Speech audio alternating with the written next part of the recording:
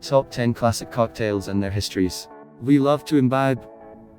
The sound of a shaker tossing around chunks of ice as pristine spirits splash around inside. The condensation on a half-finished old-fashioned. The glorious variety of colors, glassware and garnishes.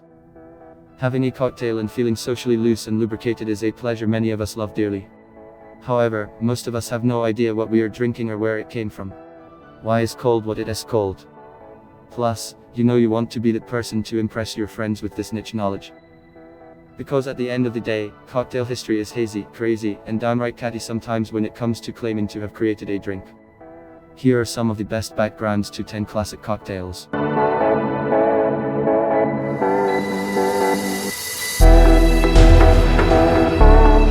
10.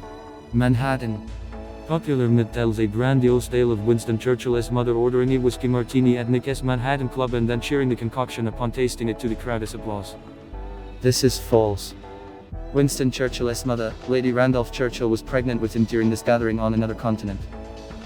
It is unlikely she was going around creating legendary cocktails.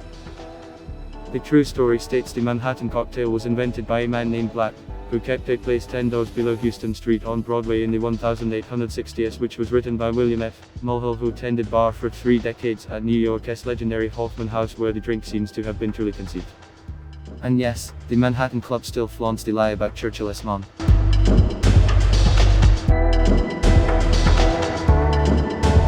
9. Margarita. This cocktail has over a half-dozen origin stories spanning from 1936 to 1961. Some of the stories are more than just a bar claiming fame. A Dallas socialite claimed to have created it at a party which was attended by Tommy Hilton of Hilton Hotels, where he later served in at his hotel's bars. There is also a story of a bartender who whipped it up on the fly to impress a Ziegfeld dancer who was allergic to most spirits except tequila. All not true. The real story comes down to chronological plausibility. Margarita means daisy in Spanish, and a daisy cocktail was around for quite some time, but made with brandy. As Americans flooded over the border during Prohibition to wet their whistles, brandy was substituted out with tequila and the margarita was born.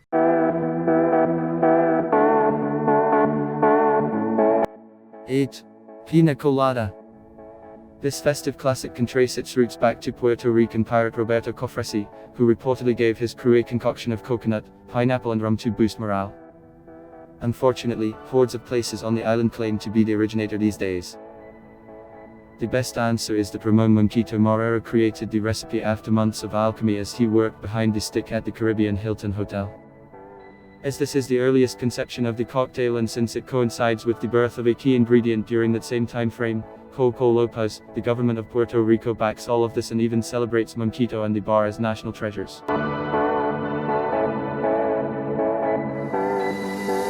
7. Aviation.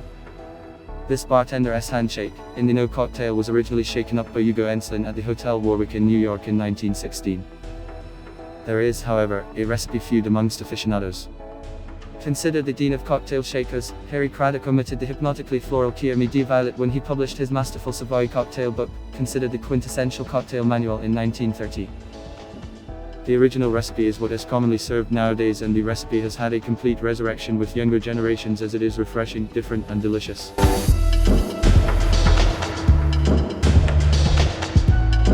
6. Mint Julep. Hold your horses. It is important to mention cocktails were initially considered medicinal elixirs. Nearly every alcoholic recipe from the 18th and 19th centuries was considered a remedy for some ailment. The mint julep falls into that category. Southern farmers would drink it instead of coffee in the morning, believing it put more of a pep in their step, and its earliest literary mentions go back as far as the 1780s. The drink gained worldwide fame when it became the official cocktail of the Kentucky Derby in 1938, and nowadays you can get one in a golden cup for $1.10. Back in the day, they preferred a pewter or silver cup, and it was strictly held by the very top or bottom to prevent the heat from one's hand from melting the intended frost that would build around the metal from the chill of the crustes. The word julep is from the ancient Persian word galab, which means flavored rosewater.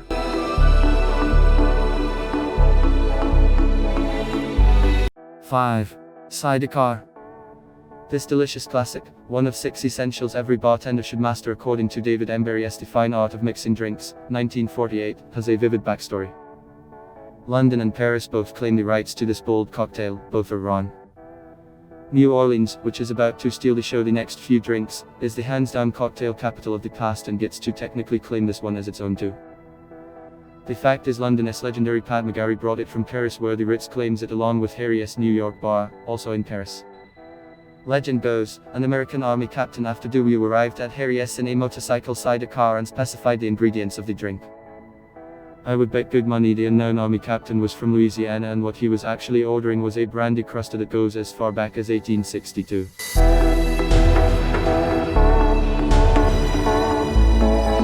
Four. Vieux Carré. Pronounced with CARE, this absolute essential fell out of grace with bartenders in the 70s and 80s once mixers got into the game. This dangerous goblet of whiskey and brandy is New Orleans to the bone. The name literally means French Quarter. Although it can be a difficult drink to make at 6 steps to build, it has made a formidable resurgence and is currently a sign a bartender knows what they're doing by being able to mix it by memory. Invented in 1938 by Walter Bergeron while behind the stick at the historic Hotel Monteleone in the Big Easy, this drink and where it was born deserves a place on your bucket list as the bar itself in the hotel isn't like any other with a wooden custom card rotating garza. 3. Gin and tonic. This drink, literally, had a hand in why the sun never set on the British Empire. Gin itself was created as a medicinal elixir by Drive Sylvius de Boeve in Holland during the 16th century. In 1640, utilizing the bark from the cinchona tree from South America, quinine syrup was extracted and proven to not only cure, but prevent malaria which was having a hell of a time on humans worldwide. When mixing quinine syrup with soda water, you get tonic. Gin and tonic then went global as soldiers and the British East India Company mixed the medicinal tonic with their gin rations. Yes, the booze was also considered medicinal at the time.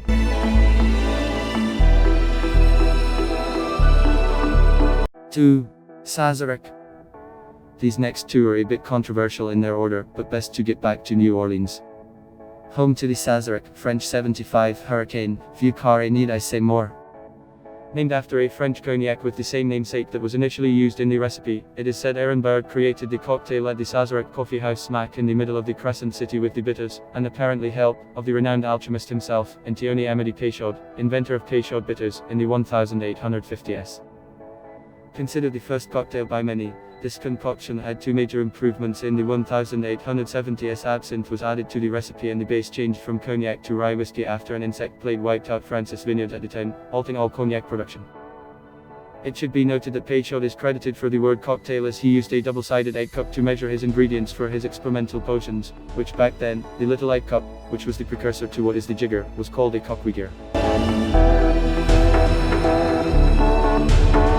1. Old-fashioned. During Prohibition, booze was mostly stringent bootleg garbage. So, naturally, a lot of classics had their recipes tainted during that era by a ton of unnecessary sweeteners. That's why, when I write about an old-fashioned, I do not mean the drink with a fruit salad dumped under the ice. An old-fashioned should simply have a large chunk of ice and a cherry as garnish. That's it. The recipe first appears on paper in 1862, and then James E. Pepper gets credit for bringing it from Louisville, Kentucky to the Waldorf Astoria in Nick. Why is this one number one? It has bitters, sugar and booze. This is where I consider it all started in its purest form. Absinthe didn't show up in the Sazaric until the 1870s, so the Sazaric was still evolving while the old-fashioned has always been what it is. It is the old-fashioned way to sweeten up your whiskey. Cheers!